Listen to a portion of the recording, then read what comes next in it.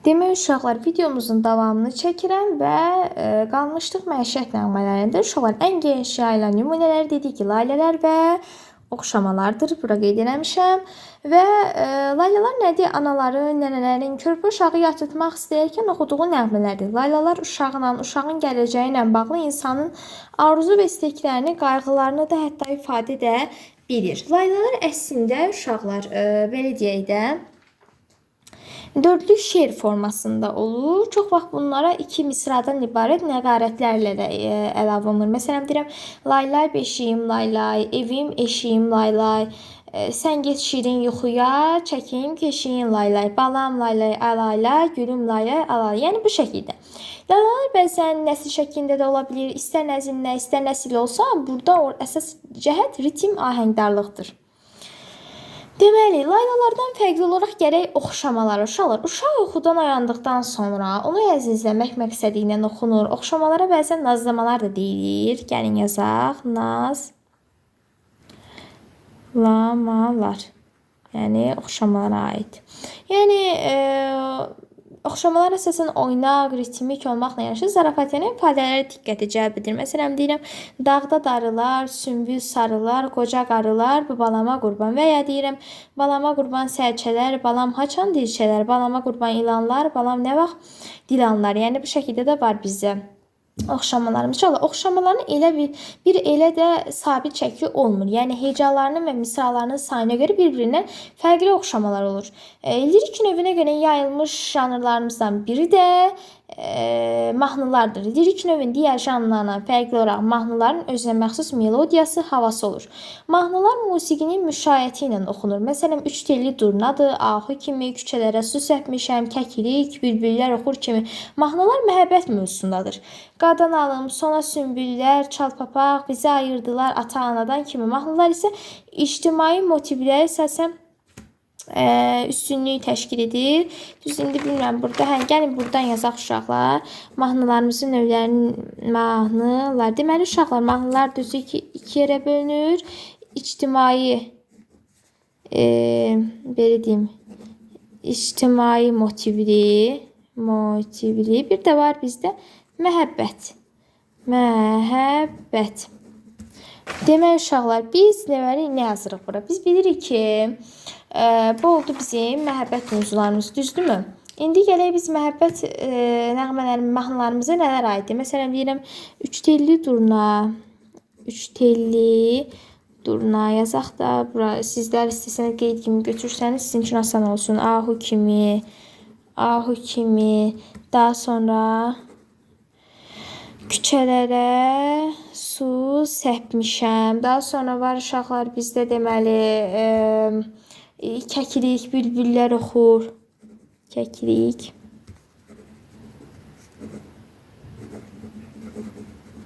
Bunlar oldu bizim məhəbbət dastanlar. Düzdürmü? İndi gələk ictimai motivliyə. Uşaqlar, məsələn, var bizdə ictimai motivlidən olan qadan alım, sona bülbüllər. Qadan alım.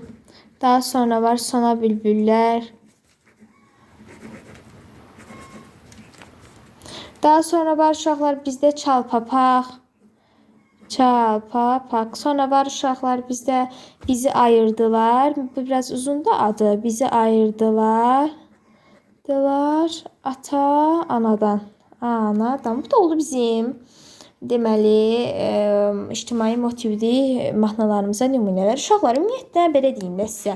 Üzeyir Hacıboyev xalq mahnıları haqqında yazın. Bilir ki, el mahnıları Azərbaycan xalqının şeir və musiqidəki yaradıcılıq qabiliyyətinin dərəcəsini təyin edə bilən böyük bir material olduğundan onu istər musiqi, istərsə də ədəbi, istər psixoloji, istər etnoqrafik əhəmiyyəti, yəni çox böyükdür.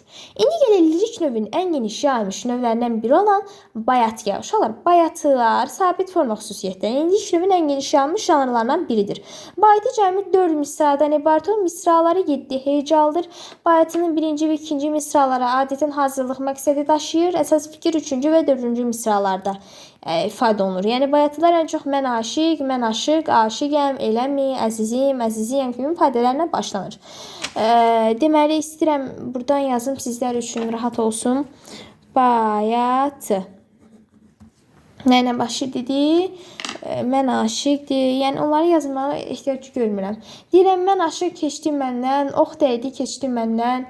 Yaxşıya körpü oldum, yaman da keçdi məndən. Yəni şəkil xüsusiyyətlərinə görə bayatı yazılı ədəbiyyatda rübai, tuğ kimi klassik janrlara yaxındır.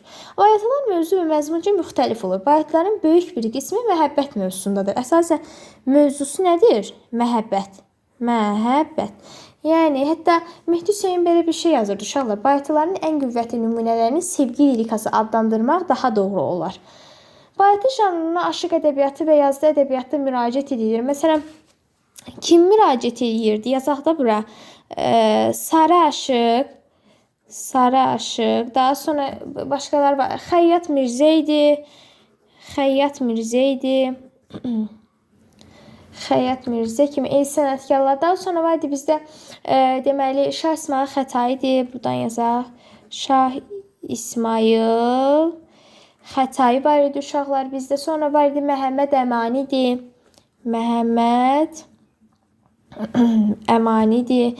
Daha sonra var idi uşaqlar Qasım bəy Zakir.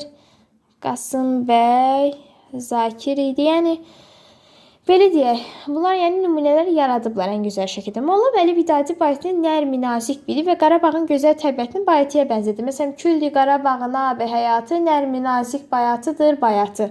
Şifahi xalq ədəbiyyatının Holavar, Sayıcı söz, Layla, Ağı, Vəsfi hal, Tapmaca və s. kimi janrlar bir çox hallarda bayatı formasında olur. Həmçinin janrlar bir-birinə məzmununa görə belə fərqlənir.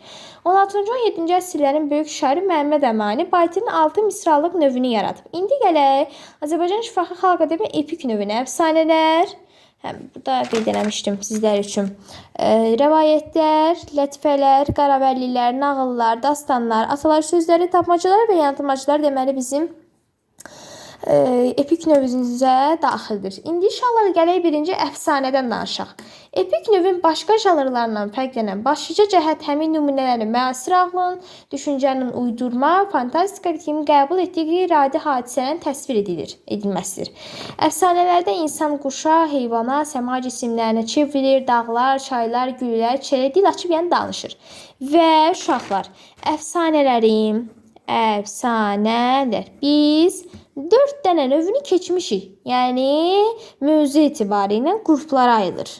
Birinci qrupumuz zoonomik əfsanələr. Zoonomik əfsanələr uşaqlar. Əfsanələr. Sonra var idi deməli bizdə toponomik əfsanələr. Toponomik əfsanələr. İndi hər biri haqqında sizə məlumat verəcəm.